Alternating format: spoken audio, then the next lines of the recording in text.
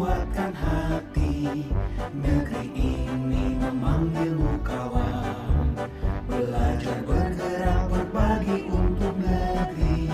Guru penggerak majukan pendidikan.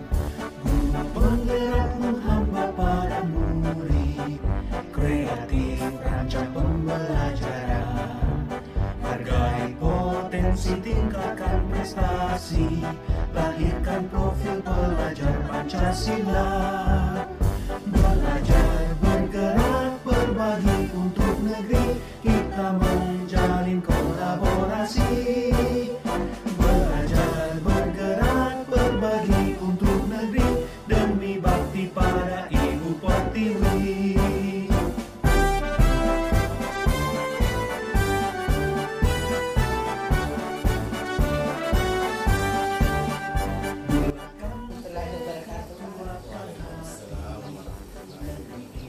Bagaimana kabarnya?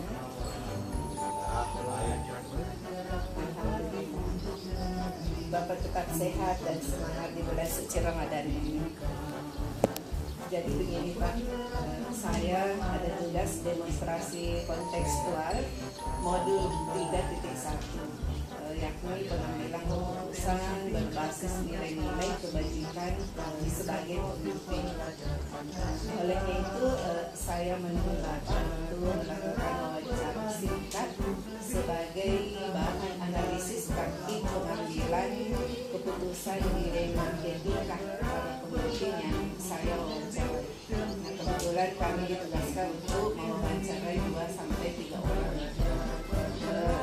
Ini akan saya jadikan bahan analisis saya dan akan saya kaitkan dengan pengetahuan yang saya dapatkan di modul 3.1 tentang 4 paradigma, 3 prinsip pengambilan keputusan dan 9 langkah pengambilan pengujian. Bolehkah saya mengajukan pertanyaan kepada Bapak? Ya, silakan. Alhamdulillah, terima kasih Pak. Jadi begini Pak, selama Bapak menjadi kepala sekolah di sini di SD 86 Lajua, adakah suatu masalah yang Bapak hadapi sebagai pemimpin, di mana masalah itu menimbulkan dilema dalam penyelesaiannya? Jika ada, boleh tidak Bapak menceritakannya kepada saya beserta cara penyelesaian masalah tersebut? Ini pertanyaan yang cukup berat ya, karena menyangkut tentang dilema etika, mana biasanya banyak hal-hal seperti ini kita rahasiakan. Artinya ada 2 keputusan, ada 2 masalah yang mana harus kita putuskan bersama dengan mengambil yang mana sebenarnya yang harus kita selesaikan pertama. Tentunya hal-hal seperti ini banyak terjadi di kalangan dinamika kelompok, khususnya organisasi-organisasi yang biasa terjadi seperti halnya di sekolah. Misalnya ada 2 kebijakan, ada 2 masalah yang harus kita bijaki secara bersamaan, yang mana ada hal-hal yang harus kita prioritaskan dalam penyelesaian masalahnya. Tentunya dari jawaban Bapak tadi itu mengatakan bahwa sering mengalami adanya dilema etika dan di situ ada yang perlu diprioritaskan. Nah, begini Pak, bisakah saya minta satu contoh kasus yang pernah terjadi di sekolah ini? Satu kasus yang mana ini ya, saya mulai dari contoh yang pernah saya pelajari yang nantinya akan saya realisasi ke sebuah kasus kesehatan. Dalam ilmu psikologi, ketika kita mengikuti tes seperti itu, biasanya kita dikasih kasus seperti ini. Ada seorang anak yang sedang mengalami kecelakaan di tengah jalan. Yang kedua, ada seorang nenek atau orang tua yang ingin menyeberang. Pertanyaannya, yang mana yang pertama yang kita tolong? Mungkin mungkin itu berat ya, tapi pasti kita dikasih jawaban seperti ini, bahwa yang pertama yang harus kita tolong itu adalah anak yang kecelakaan. Karena ini kan nenek masih baik-baik, bisa langsung kita teriaki saja, "Nek, jangan dulu nanti kami yang bantu." Karena ini yang kecelakaan, kita tidak tahu seperti apa nasibnya selanjutnya kalau tidak secepatnya kita tolong. Jadi inilah pentingnya yang saya maksud tadi skala prioritas. Nah, dalam contoh kasus di sekolah misalnya, ada teman yang sementara keluarganya sakit parah, keluarga dekatnya sakit parah, tapi teman tersebut juga punya tugas hari ini yang harus dia selesaikan berkaitan dengan misalnya dia harus melakukan siswanya harus ujian hari ini ya. Oke, maka berat bagi kepala sekolah ketika teman ini meminta izin. Itu masalah seperti itu. Tapi di sisi lain dari segi kemanusiaan ya ada hal yang harus, makanya ya kalau saya kasih izin saja. Kemudian solusi tercepatnya adalah apakah kepala sekolah yang mengambil alih tugas dari guru tersebut atau mencari teman yang bisa menjadi pengganti atau pelapis dari kekurangan atau kekosongan yang ditinggalkan di Jadi dari tadi contoh kasus yang Bapak angkat itu adalah ketika seorang guru ada keluarganya yang sakit, kemudian di sisi lain ada tugas selesaikan karena mau anak siswanya mau ujian. Jadi keputusan apa yang Bapak ambil saat itu? Tadi kan semuanya sudah bahwa yang harus kita lakukan di sini adalah sisi kemanusiaan. Karena kita sebagai manusia, kita sebagai manusia, tentunya ketika teman minta izin sebab dengan alasan yang seperti tadi itu jelas harus kita berikan izin walaupun berat untuk melapis atau kekosongan yang ditinggalkan rekan yang izin tadi ya tentunya ada beberapa langkah yang bisa dilakukan. Wah, keputusan yang sangat solutif sekali ya Pak, karena di sini Bapak mengedepankan paradigma rasa keadilan lawan rasa kasihan. Jadi begini Pak, dalam modul yang saya pelajari ada 2 jenis dilema, yaitu dilema etika yang merupakan kebenaran lawan kebenaran, dan bujukan moral yang merupakan kebenaran lawan kesalahan. Nah, kalau menurut Bapak, bagaimana Bapak dapat mengidentifikasi kasus-kasus yang muncul ini? Mana yang berupa dilema etika dan mana yang berupa bujukan moral? Ini sebenarnya kalau yang paling susah itu adalah dilema etika. Kalau bujukan moral kan jelas, biasanya kepentingan pribadi dengan kepentingan pribadi itu jelas kan. Dilema etika ya, artinya ketika dia seimbang maka dia dilema etika.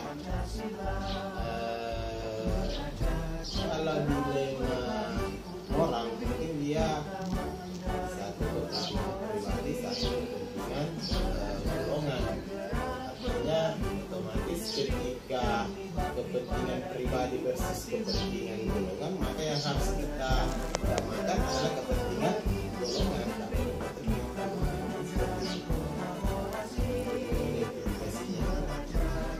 Selama ini bagaimana Bapak menjalankan pengambilan keputusan di sekolah, terutama untuk kasus-kasus di mana ada 2 kepentingan yang sama-sama benar atau sama-sama mengandung nilai kebajikan?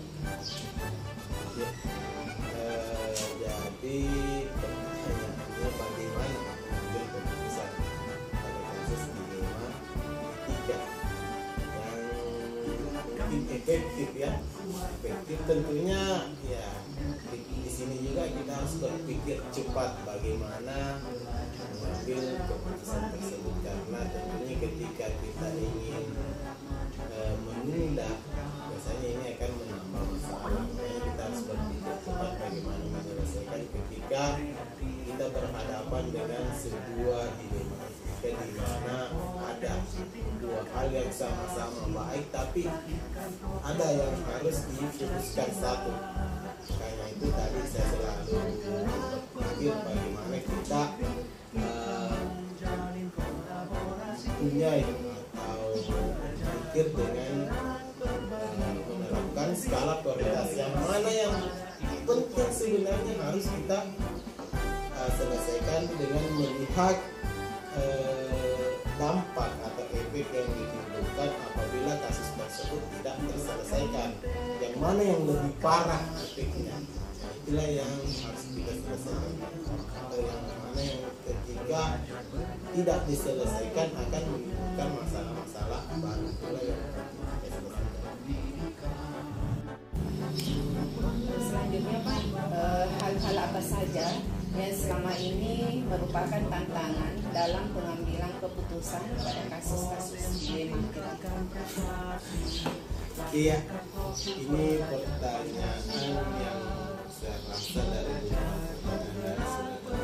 ini yang paling susah untuk kita ungkapkan, karena hal-hal seperti ini sebenarnya tidak boleh dikomunikasikan dengan siapapun, yang merupakan tantangan dalam pengambilan keputusan.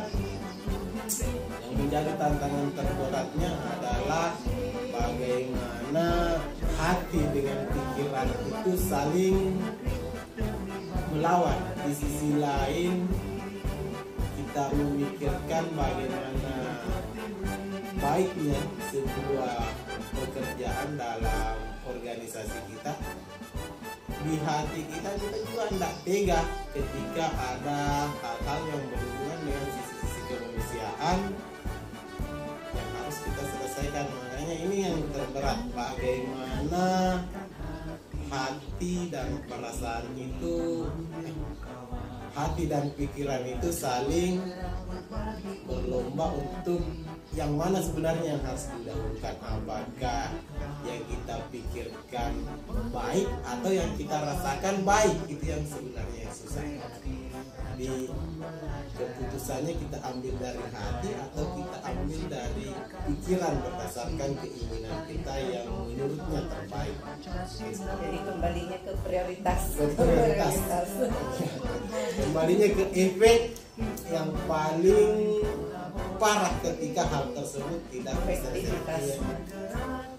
Tanpa memiliki sebuah tata cara atau jadwal tertentu dalam sebuah penyelesaian kasus dilema itu, apakah Bapak langsung menyelesaikan tepat atau memiliki sebuah jadwal untuk menyelesaikannya? Kemudian bentuk atau prosedur seperti apa yang Bapak jalankan? Jadi ini berhubungan dengan bagaimana cara menyelesaikan masalah dengan waktu. Sebenarnya masalah seperti ini tidak boleh dijadwal dan tidak terjadwal, karena datangnya juga tidak terjadwal. Cuman mungkin kita melihat apakah ini mungkin kita secepatnya kita selesaikan atau masih membutuhkan beberapa waktu untuk memikirkan solusi-solusi, cara-cara penyelesaiannya serta dampaknya. Jadi tergantung dari masalahnya sih sebenarnya. Kalau masalahnya secepatnya harus kita selesaikan, ya kita selesaikan cepatnya. Tapi kalau masih bisa masih membutuhkan beberapa pemikiran, masih membutuhkan beberapa komunikasi dengan pihak lain, tentunya ini membutuhkan waktu. Tidak boleh langsung kita putuskan pada saat masalah itu sudah mungkin seperti itu. Terus Pak, adakah seseorang mempermudah atau membantu Bapak dalam pengambilan keputusan dalam kasus-kasus dilema etika? Adakah seseorang? Tentunya ketika pertanyaannya adakah seseorang, saya rasa tidak ada seseorang, tapi ada banyak orang. Ada banyak orang yang tentunya sangat membantu dalam pengambilan keputusan, khususnya pada kasus dilema etika. Ketika hal tersebut misalnya perlu didiskusikan dengan beberapa teman, kita harus diskusi dengan teman-teman. Tidak boleh kita bertindak otoriter mengambil keputusan tersendiri, karena kita kan berada dalam sebuah organisasi yang mana dinamika kelompok harus kita perbaiki. Artinya ya kita tidak boleh bertindak secara otoriter menyelesaikan masalah. Tapi ini tergantung dari substansi masalah. Kita lihat saja substansi. Sekali ya Pak perbincangan kita hari ini. Dari semua hal yang telah disampaikan, pembelajaran apa yang dapat Bapak petik dari pengalaman Bapak mengambil keputusan dilema etika ini? Dari banyaknya masalah, pelajaran apa yang bisa dipetik? Tentunya ini terkait dengan bagaimana kita mengambil makna dari sebuah kejadian-kejadian yang telah terjadi. Ini utamanya pelajaran terhadap pengambilan keputusan. Tentunya dari sekian banyak keputusan yang pernah saya ambil, ada banyak hal yang saya pelajari. Ini ada kesalahan dalam pengambilan keputusan, ada keputusan yang dianggap pas. Inilah yang harus kita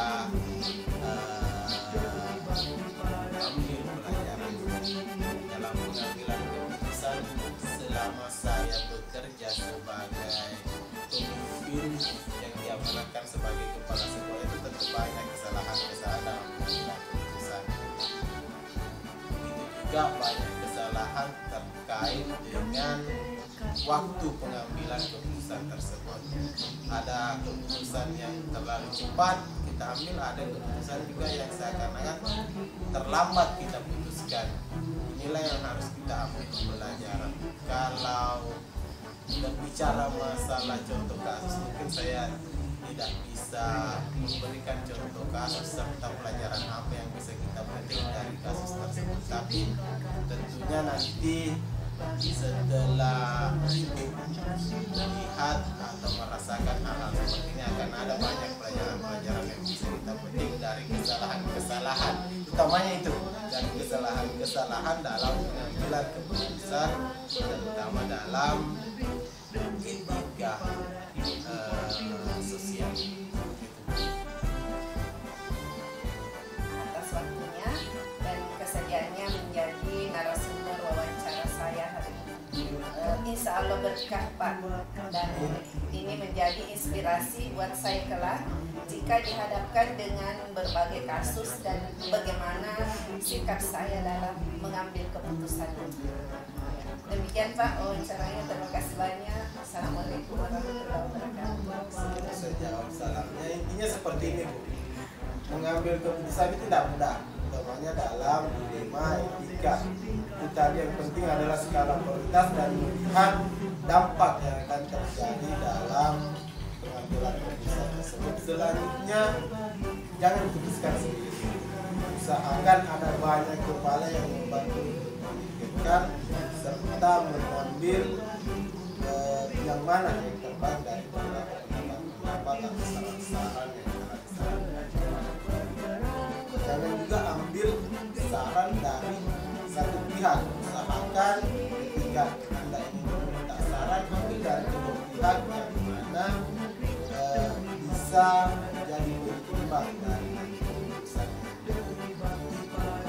Mungkin seperti itu. Terima kasih juga atas kesediaan untuk mewawancarai. Saya diri dengan menjawab salamnya. Waalaikumsalam.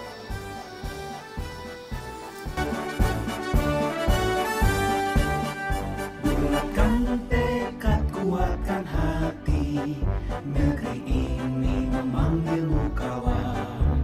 Belajar bergerak berbagi untuk negeri, guru penggerak majukan pendidikan. Guru penggerak menghamba pada murid, kreatif rancang pembelajaran. Hargai potensi, tingkatkan prestasi, lahirkan profil pelajar Pancasila. Belajar bergerak berbagi untuk negeri, kita menjalin kolaborasi. Belajar bergerak berbagi untuk negeri, demi bakti pada Ibu Pertiwi.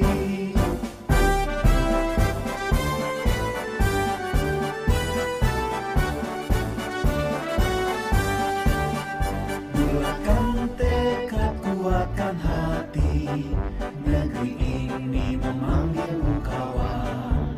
Belajar bergerak berbagi untuk negeri, guru penggerak majukan pendidikan. Guru penggerak menghamba pada murid, kreatif rancang pembelajaran. Hargai potensi, tingkatkan prestasi, lahirkan profil pelajar Pancasila. Belajar bergerak berbagi untuk negeri, kita menjalin kolaborasi. Belajar bergerak berbagi untuk negeri, demi bakti pada Ibu Pertiwi. Belajar bergerak berbagi untuk negeri, kita menjalin kolaborasi. Belajar bergerak berbagi untuk negeri, demi bakti pada Ibu Pertiwi. Demi bakti pada Ibu Pertiwi.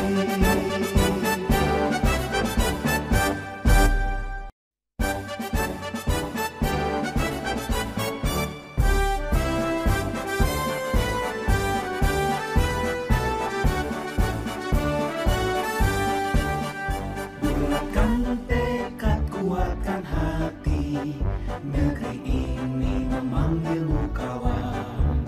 Belajar bergerak berbagi untuk negeri, guru penggerak majukan pendidikan.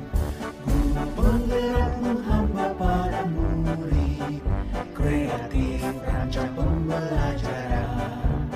Hargai potensi, tingkatkan prestasi, lahirkan profil pelajar Pancasila.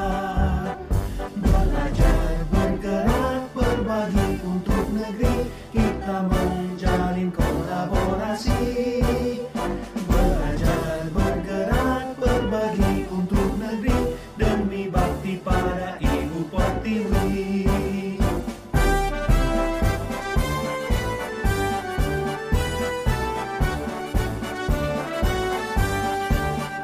Bulatkan tekad, kuatkan hati, negeri ini memanggilmu kawan.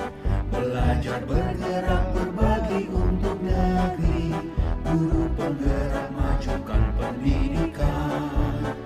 Guru penggerak menghamba pada murid, kreatif rancang pembelajaran. Hargai potensi, tingkatkan prestasi, lahirkan profil pelajar Pancasila. Belajar bergerak berbagi untuk negeri, kita menjalin kolaborasi. Belajar bergerak berbagi untuk negeri, demi bakti pada Ibu Pertiwi. Belajar bergerak berbagi untuk negeri, kita menjalin kolaborasi. Belajar bergerak berbagi untuk